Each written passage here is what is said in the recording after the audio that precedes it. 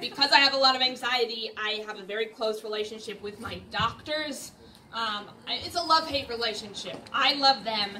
They hate the amount of questions I ask, especially they're like, these questions aren't applicable. Like, for example, I'm like, are you sure I don't have smallpox? A disease that's literally been eradicated. Are you sure I'm not pregnant is a big one, especially because I don't have penetrative vaginal intercourse. But here's the thing, everyone. Jesus came from somewhere. Where? I don't know where. I'm Jewish, but my Christian friends tell me. So I've listened. The other day I was at my annual physical, and my doctor was like, well, Stacey, I've got to say, we got to get the results of your blood work, but I have to say you're in perfect physical health. And I was like, oh, that's wonderful. Well, I guess then you'd say that I am perfect. And then she looked at me, and she said, no.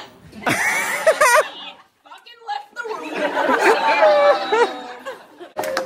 All right, just by a show of applause, who here likes large family gatherings? Anyone? All right, a few of you. Yes, I also like large family gatherings.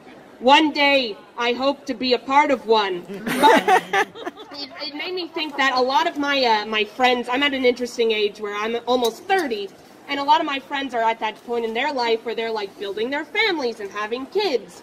And I'm not doing any of that. So whenever I hang out with my friends now, I am reintroduced to the kids' table at like social functions, but it's not called the kids' table anymore, it's called the singles table. But the only single people there are me and my friends' kids. But it's interesting because there's always a moment every dinner where they look at me and I look back at them and then they say, are you a grown-up? And I say, that's a good question, kids.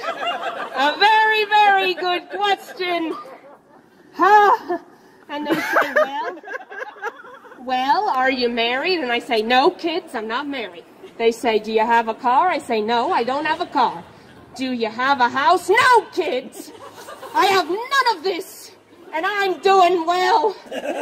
Thank you very much. But yeah, toxic people, they love to talk about the past. They also like to say forgive and forget. Did you all know that the first recorded instance of the phrase forgive and forget was said by O.J. Simpson? That's actually not true, but you didn't doubt it. You're like, that's probably accurate. But for all we know, maybe it is. But I wish for just once in my life people would treat toxic people like toxic plants. Hear me out on this. There are a lot of toxic plants out there. There are also a lot of toxic people.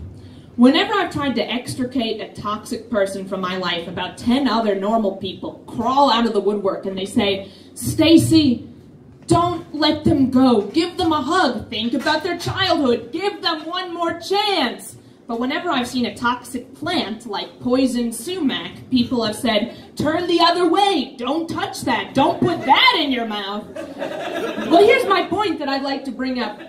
Where was that really good advice, and don't put that in your mouth, when I was in my last relationship? Because if I had heard don't put that in your mouth, I would have saved a lot of time in therapy. So something's not adding up. Something's not adding up here.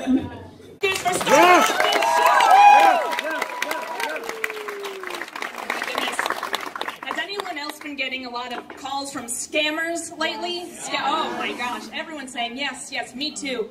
I got a call the other week from a scammer, and when I picked up the phone, he said, hi, I want to review your insurance information from that car accident you had last week.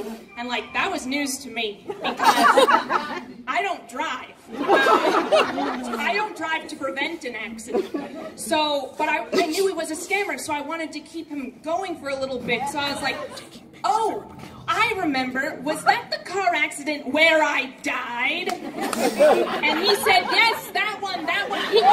He wasn't even listening to me. We ended up talking for a very long time. He ended up being a nice guy. His name was Alex. And about 30 minutes in, he was like, hey, will you be my girlfriend? And I was like, will you marry me, Alex? And then he hung up the phone.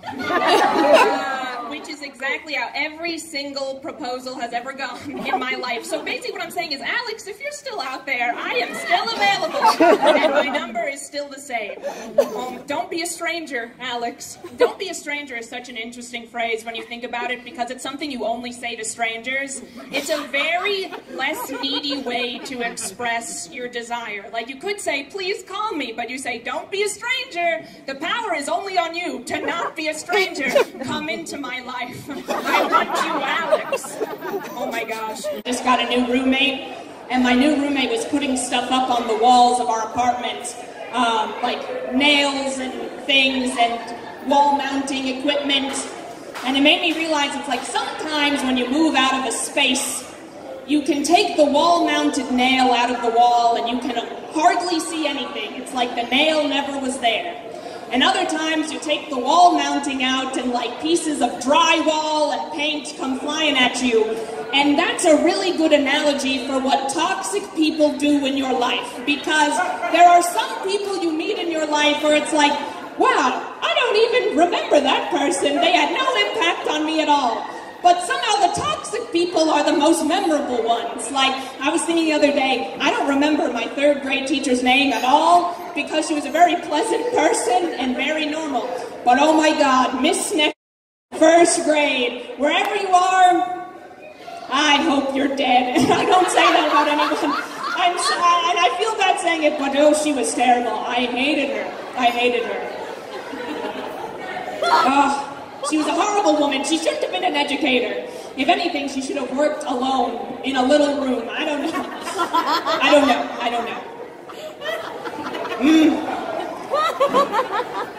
I am moving on in my life. You know what? I'm going to do the best thing I've ever done. Miss, wherever you are, I forgive you. How about that? Thank you. The power of forgiveness. But guess what, everyone?